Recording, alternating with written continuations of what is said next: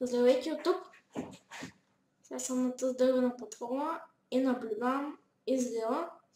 Смисъл точно се е показано. Значи искам да започна клипа с малко инфо. Значи не съм качвал клип от 3 седмици и вече започвам да качвам клипове по-често. Бях в България сега на празниците. Сега се върнах в Германия. Тук на компютъра не мога снимам, иначе в България не мога, ще нямам там компютър. Аз съм сигурно на обратното точно компютъра, обаче не мога. Не става да снимам, пък и без това, тук съм всичките игри и работи. И вече започвам да снимам по-често, колкото преди. И в тази поредица, значи ще покажам личния дизайн за различни видове стаи, да кажем. Днеска съм приготвил дизайн за кухня. Тя защо са така? Да, това е един бъг, после ще обясня какъв е. Значи, това е моят дизайн за кухня. Значи, започнах от началото. Тук са стените направени са от тия... Само да ги намеря. Тия Yellow Stained Clay. Не съм запознат също с новите блокове, защото доста време не съм играл Майнкрафт. Стените са направени от този клей. Пода е направен от каменни тури. Тук има две лампи. Тук са свързани към сензори такива за дневна светлина. Тук пулса система за обратен сигнал. Има две такива лампи. И сега ще кажа като е нощ, колко добре работи само. Лампите светват.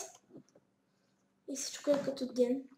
Две лампи не мисля, че стигнат, но стигат. Сега да обяснявам този бъг, като се включат лампите или като се изключат, защо изкача храна от хладилника. Което е доста странно. По-скоро само като се включват лампите. Значи, от тук идва самия сигнал и се предава на този блок. Тук е на този долния. А този долния блок е свързан към този блок. Значи, като наистина копчето, излиза храна, сега всъщност не излиза. Защото има сигнал вече, дето се предава към това. И ще да го оправя да мога да вече. Сега няма сигнал. Като наистина копчето, самия блок се зарежда с сигнал, което е доста странно. И се предава на диспенсер. Но той не е диспенсер, а дропер. Аз ползвах дропер, обаче са еднакво с диспенсерите темпите. И затова се изкача храна, като се включат лампите, защото този блок този тук, се зарежда, предава на този блок и този блок предава на този. Т.е. на дропера. И той се задейства и се хвърля храна. Точно така работи самия хладилник. Тук има два честа за съхранение на храна. Тук е плота. Тук има малко рафтови с книги, после за декорация ги сложи. Тук са двете печки, сложих такива сигнал плейтове отгоре. Или те ли се наричаха? Pressure plate. Точно. Сложих два pressure плейта отгоре. И така намерих много як ефект, като сложиш такива, приличат на едно аспиратор. Не ли те? И отгоре виждат също яко. Тук е мивката. Тук има калдон с вода вътре. Това е мивката. Тук е кошчето. Другата лампа. Значи кошчето и тук съм сложил табелка. Как представлява. Тук долу има една табелка, дето държи водата да не се надолу. Тази табела и този блокчето държат водата да не се разли.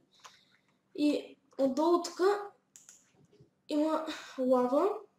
Сега пак се затисна вътре. Сега ще отворя самата система да покажа как работи всъщност. Така малко тухне и излишно се тя. Тъй, тук е лавата, тук е табелата. И тук писта на самия избутън. И като натиснеш копчето, се връща назад, блока се маха и храната пада. Или там не храната, но когато се изхвърли в копчето.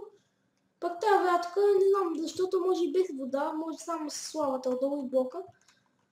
Обаче, според мен е по-готино и с лава. Само да запълня тук дупките. Тук.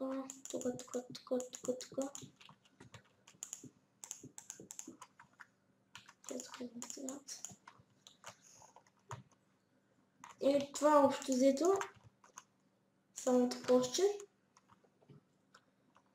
И това е първото ми клипчето с поредица. Надявам се да сте харесали клипа. Абонирайте се за канала ми, за профила, харесайте клипа и очаквайте нови клипове. Айде, чао!